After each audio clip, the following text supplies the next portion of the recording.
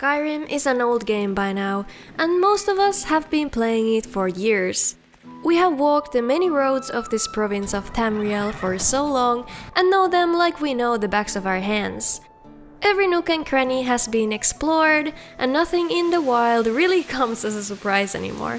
This is why the modding community is so crucial for keeping the game fresh and interesting even after 10 years. In today's video, I'll be going over 5 mods, both old and new, that make adventuring in Skyrim worth the while even for us long-time Dragonborns. From new areas to discover, to unique environmental features and hidden hideouts, these mods will breathe new life into your Skyrim experience and make the world feel fresh and exciting once again. Let's begin with the first mod I'm introducing today, Northern Roads by JB Steel 2. The mod completely overhauls every single road of Skyrim by replacing vanilla roads with more diverse roads, such as dirt paths out in the wild, stone roads near the bigger cities, and snowy roads in colder areas.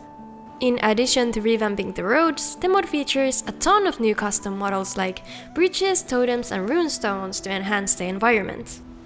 With Northern Roads, the mod author wanted to emphasize the Nordic culture and the divide of Eastern and Western Skyrim with the new assets.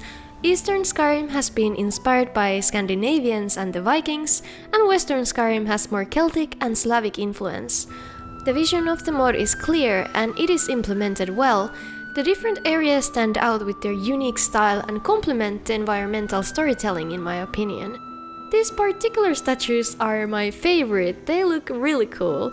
I do have to confess, at first it felt a little bit weird seeing some of these new totems and statues, and now I'm warming up to them, so I understand if it's not everyone's cup of tea.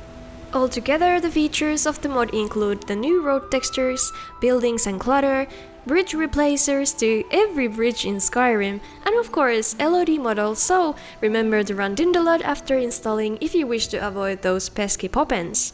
Northern Roads is fully compatible with Seasons of Skyrim for those who are using it, and it's completely safe to install on an existing save. Overall, this mod truly breathes new life to the roads of Skyrim and makes me want to avoid fast travel in order to discover all the new things this mod has added. Next on the list, we have a mod which I feel has gone completely unnoticed for some reason. ELAF POI by ELAF adds plenty of new points of interest in Skyrim. The environment of the game is large and it's full of secrets and interesting locations, but there is still a lot of unused space which this mod takes advantage of. These locations are scattered across the game world and can be discovered by exploring. Some of the points of interest added by the mod include abandoned ruins, camps, and graveyards. These locations often contain treasures or something useful like ore or a shelter, as well as dangerous creatures, which adds a little bit more threat and excitement to the adventure. These points of interest are marked in the map to make it easier for you to find. In addition to adding completely new points of interest, the mod also improves some of the already existing points of interest by adding appropriate enemies to the locations to spice them up a little bit. This mod is extremely lore-friendly, lightweight, and fitting for a Vanilla Plus mod list. It doesn't add any new assets to the game and uses the vanilla assets in a way you wouldn't necessarily even notice the location being from a mod. I feel like this mod is perfect for making the environment of Skyrim even more lively and interesting with these small new points of interest. It's just so much fun running across something new in this game, and I'm sure you'd agree. Sometimes it is such a relief to find a small camp to rest in before continuing your Dragonborn adventures. Hidden Hideouts of Skyrim by Leslie123 enhances this experience immensely by adding several small hidden camps and caves in the wilderness for you to discover in time of need. It is designed to provide your character some rest as well as storage for your items. Altogether, this mod adds 21 new diverse locations for you to explore. They have map markers once you have physically discovered them for later, easier access. Each location is relatively secluded to avoid any unwanted visitors, so sometimes they're a little bit hard to find, at least I had some trouble finding some of the hideouts. These hideouts are also placed away from civilization, but they're still close to the main roads. I'm quite frankly amazed how diverse these hideouts are. Of course, there are ordinary caves and camps, but also surprising hideouts like a tree stump or even a shipwreck. There are hideouts even in Solstheim and the Forgotten Vale, which is perfect when playing through the DLCs. You can either install all 21 hideouts at once or pick and choose the ones you like. The mod author has included all images and locations on the mod page, so you can easily choose whichever you'd like to install. There is also the option to go full hardcore on this mod and ditch all map markers and camping equipment inside the hideouts. I like the standard version though, and that's what I'm featuring here. This mod is perfect for a roleplay or a survivalist playthrough, so if that's your preferred way of playing Skyrim, I definitely recommend this mod. If you like exploring but don't care about roleplaying or, in quotes, tending to your character's needs, then this could be a 50-50 situation, but nevertheless I think it's a great mod for making the game's exploration feel fresh again. Next mod I'm introducing might be a little bit controversial for some, even though it doesn't feature any real-world religious symbols. Inspired by historic Norwegian churches, Stave Church by Redbag is a beautiful mod for Skyrim that adds 7 very authentic looking stave churches to the game.